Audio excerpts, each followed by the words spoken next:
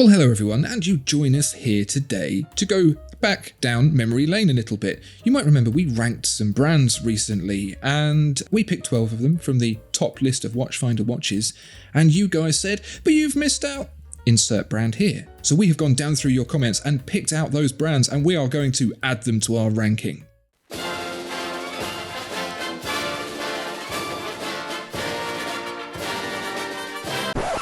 Tom, we had a good time ranking brands last time and we enjoyed reading the comments. Do you remember how we did it? Yes, we had a number of criteria to position our brands in order of greatness. If I remember correctly, that was quality, overall quality of the watch and the watchmaking. Hits, greatest hits. How many iconic watches does the brand have? Have they got a one-hit wonder or have they got an entire catalogue of amazing watches? History. Heritage being something that watch enthusiasts hold in high regard. Street cred, probably the most important factor of any watch. Do you look cool and do people comment on your watch when you're wearing it?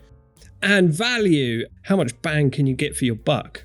Exactly. I'd like to add a caveat on value. A watch being low money is not the same as being a high value watch. You can have an expensive watch that gives you a lot more than what you'd expect for that price point and it still be good value. Yeah, exactly. Can you get all the heritage and prestige of an Omega Speedmaster for the price of a plastic watch?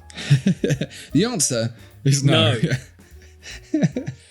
So last time we ranked Rolex, then Patek, then JLC, Omega, Cartier, IWC, Panerai, Breitling, Tudor, Tag Heuer, Audemars Piguet and Hublot. We are going to insert a brand in that list somewhere, and the first brand we are going to insert is Vacheron Constantin. We had two of the Holy Trinity, we were missing one.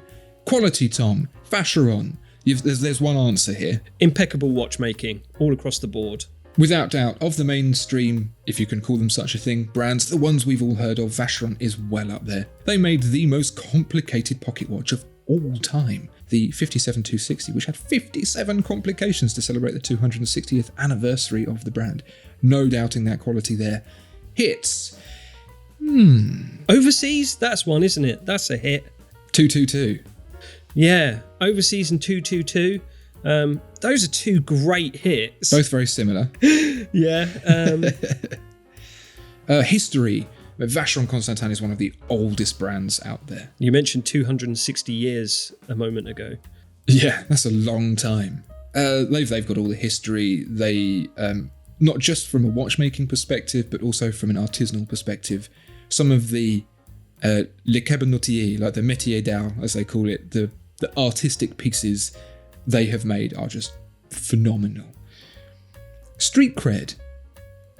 I'm not really sure. It's a bit under the radar, isn't it? It is an under the radar brand, I think. But I think if you were to see someone wearing it on the street, you'd think, wow, what the hell is that? Like, it's sort of tantamount to wearing a crown. You know, it looks ornate and it looks luxurious. Yeah. You're going to want to rob them. It's a bit like having a car with one of those horns that goes, Yeah. People don't know what the car is, but they're like, this guy lives in a mansion house that's falling apart. Yeah, that's old money. Yeah. This guy writes on parchment. Yeah, so maybe not urban chic, but maison fabulous.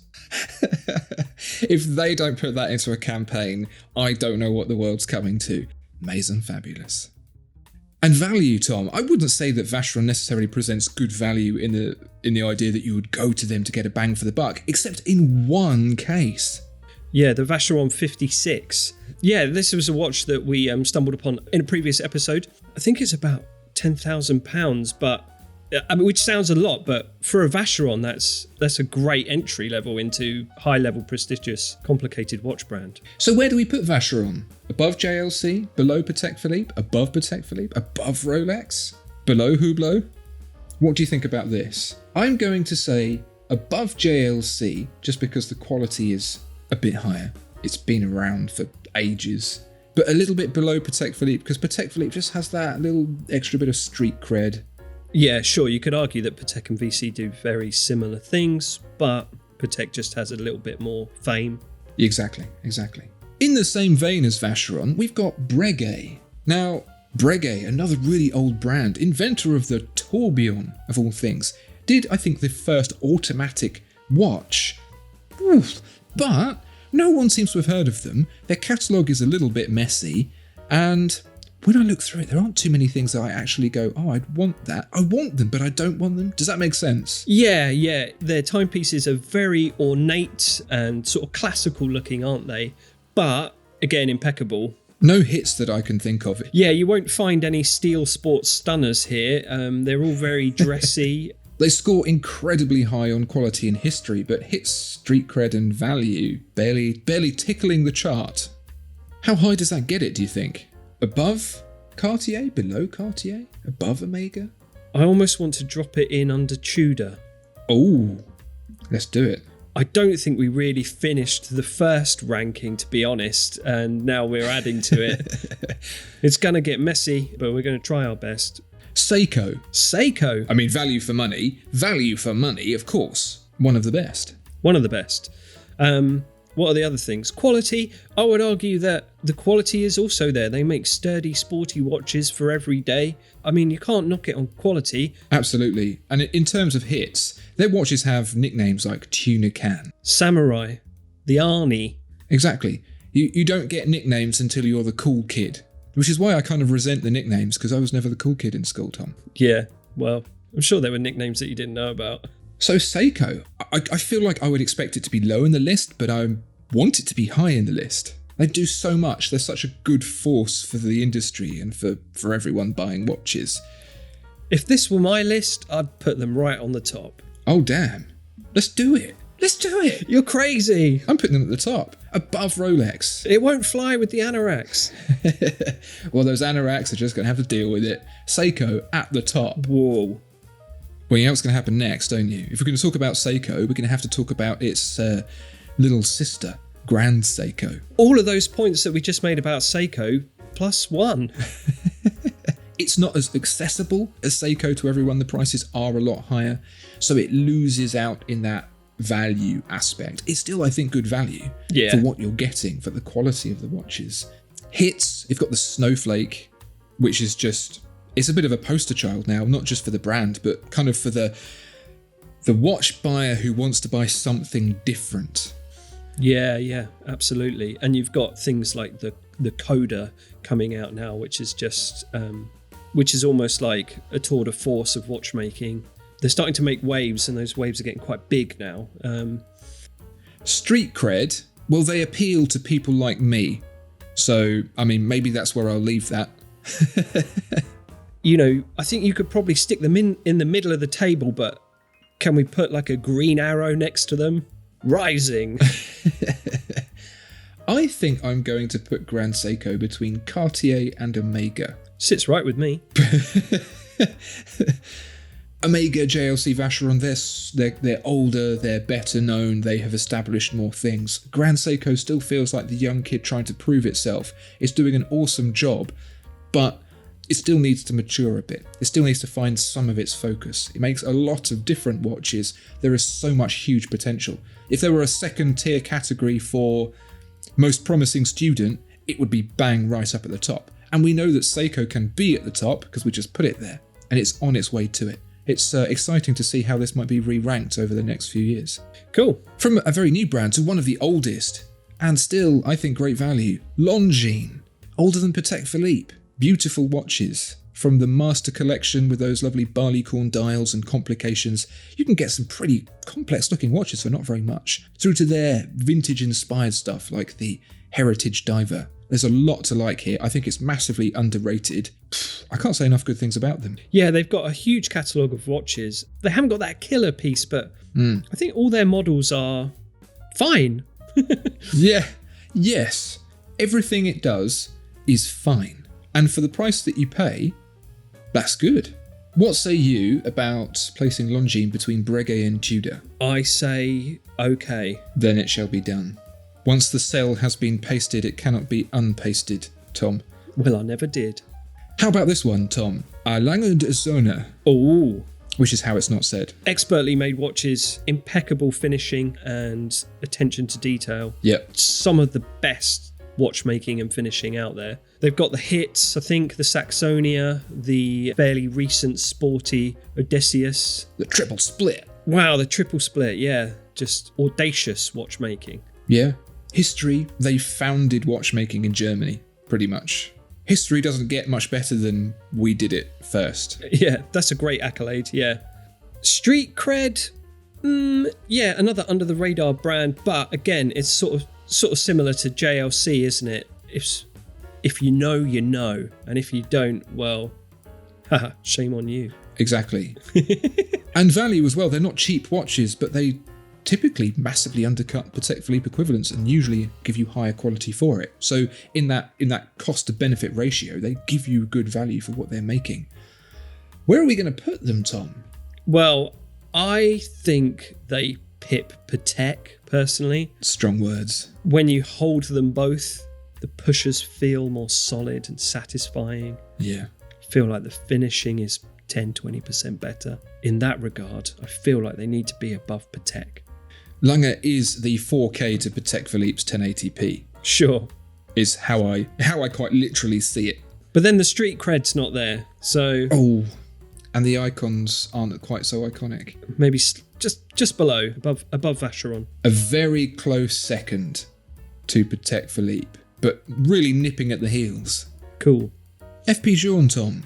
This is your independent, artisanal, very limited in number. Organic, sun-ripened, grown on the vine watchmaking. First pressing. FP Journe have really changed the landscape, I think, in the collector sphere. So maybe not quite yet in the wider world, but the people who were buying up the vintage Rolex and Patek Philippe discovered this guy who's still alive, who makes watches, who does innovative things that look interesting, have a personality. And they have started to collect his watches, and they have an enormous waiting list. There are enormous residuals on their products, specifically their entry-level pieces like the Chronometre Bleu. It's the real insiders brand, those that know, even more so than something like JLC or Lange. So I would say I would put FP Journe around the same Grand Seiko point. Yeah. I personally have more of an affinity for Grand Seiko because they're watches that I can afford and own, but if I could afford an FP Journe, I would have one, maybe just above Grand Seiko then. It's scoring off the chart in terms of quality, but I kind of feel like maybe let down on the rest of it. It depends how good you feel that quality is. Okay, should we settle on just below Grand Seiko then? Yeah, go on then. Said with such care and consideration. From the subtlety of exquisite watchmaking to Richard Mille, Tom, we've got Richard Mille. Let's just go through it. Quality. Well, they're very...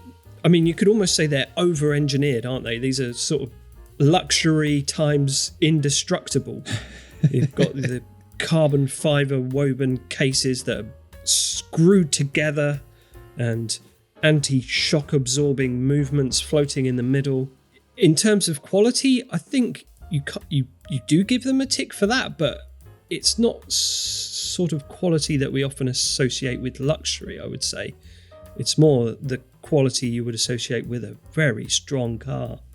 It's a bit like the sixth form project I did where I made a set of drawers, and rather than just having one screw to hold a corner together, I had about 8 just in case. Oh, right, okay. I thought you were going to say the where you had to build a protective cage for an egg and then drop it off the top of the school and it not break. Because I kind of feel like that's Richard Mille's approach to tourbillons. It is. That's a very good observation, Tom. You get 10 points for that. Whoopee! Put that in the score. I very much agree with you. I actually really like Richard Mille, and some of the smaller ones, like the Rafael Nadal, the original ones, I would happily own one. Yeah. And we'll get to the value of that in a minute, but I love the architecture on some of these pieces. I love the inventive thinking. I love the use of materials. I love how they look, how distinguished they are, or distinguishable, rather. They do a lot of things for a lot of people, but the people who don't like them really don't like them. But they know about them, which takes us to the hits aspect.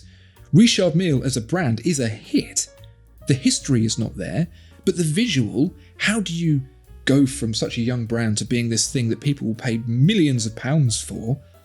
It's all in the way it looks. You instantly know it's a Richard Mille and you instantly know it's expensive. Absolutely. On the history front, Tom, I've kind of got a little bit of a bone to pick with some of the hypocrisy around Richard Mille and its success. lest we forget, Audemars Piguet in the 1970s was going to die, and so they created a steel watch that was terrible value, no complications, no precious metals, called the Royal Oak, just to be like, oh hey, I can see from the other side of the street that your cheaply made watch, relatively, is expensive, so therefore I know you have that kind of money where you could just spend it on stuff like that. Yeah. And now everyone heralds that as an icon of industry and watchmaking. Richard Mille did the same thing again. In the 1990s, wristwatches were tiny little gold things. Tourbillons were on the back. It was all very sort of sedate. And they said, no, we want to blow up the industry. We're going to make something that people can see. Yeah. And they made their watch. Yeah. And it is incredibly popular. And in 50 years' time, people will be buying the original, now then vintage watches from Richard Mille, and they'll be highly collectible. We'll go through the cycle once again. Street cred, massive, value, terrible. Yeah, so it's kind of hitting 4 out of 5 there, isn't it? Yeah. But it is, like you say, it's an either you love it or hate it kind of brand, so I'm not sure where the safest place for it is on our list. Shall I just put it smack in the middle? Yeah, sure.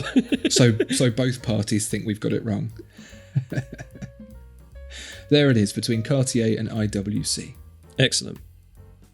To the other end of the price scale, Tom, Tissot. Yeah, a hard-working brand with an extensive catalogue and a focus on value. Yeah. Yeah, great points for value, great points for history. They were around at the beginning. One of the oldest people, I think. Founding date starts with 18, so there you go. Street cred. The PRX has just blown up watchmaking, I think, in a younger, less wealthy audience. And that's fantastic. I think, do you know what it does? It's Longines and a bit more. Yeah. In every category. Yeah, Longines, but with like cool pixel shades on. I'm going to stick them above Longines. I think that makes sense. And on to our last one, Tom. Is Z for Zenith. Oh, yeah. I mean, a great watchmaker and some great accolades from the past. Quality's definitely there. Great watchmaking. Yeah. Hits. They've got the El Primero. Everyone knows the El Primero. Saved the Daytona. The Defy. Well, there's the old Defy, which was good, and then it was horrible, and then it was good again. Oh, yeah. So a bit of a spotty pass with the Defy. Great history. Great history. Didn't they invent the chronograph? They invented the... No. They created the world's first integrated automatic chronograph, not counting the one the Japanese made before. Oh, right. Yeah. Little bit contentious. A little bit, yeah. So the story goes, when they announced that they were making this, the heads of Seiko were actually at the Basel World Fair and congratulated them on their achievement. And very politely didn't say, yeah, we just did that a few months ago. They just let them have it. That's so strange, isn't it? And so Japanese. Yeah. I mean, the movement was a Japanese domestic-only movement, like Grand Seiko has been for so long. It was, we're just making it in Japan. We don't need to worry about what you're up to in Swissland. Yeah. Congratulations. I like that. Good old Japanese. Yeah, that's nice, isn't it? I don't know what to do with Zenith. I want them to be at the top, but I don't think that's right. Yeah. Breitling's been doing some great stuff recently, so I don't think they can be above Breitling, even though perhaps I'd want them to be. Above Breguet? Yes. Then it is done. So there you have it, dear viewer and listener. We have ranked 10 more brands that you suggested in the comments, and we've put them in places that you don't like. That is guaranteed. Yeah. Please do tell us in the comments why we've completely mucked this up again. And we look forward to ranking some more brands in the future. Thank you very much. Please do like, comment, subscribe, etc., etc., and we will see you next time. Goodbye. Bye-bye.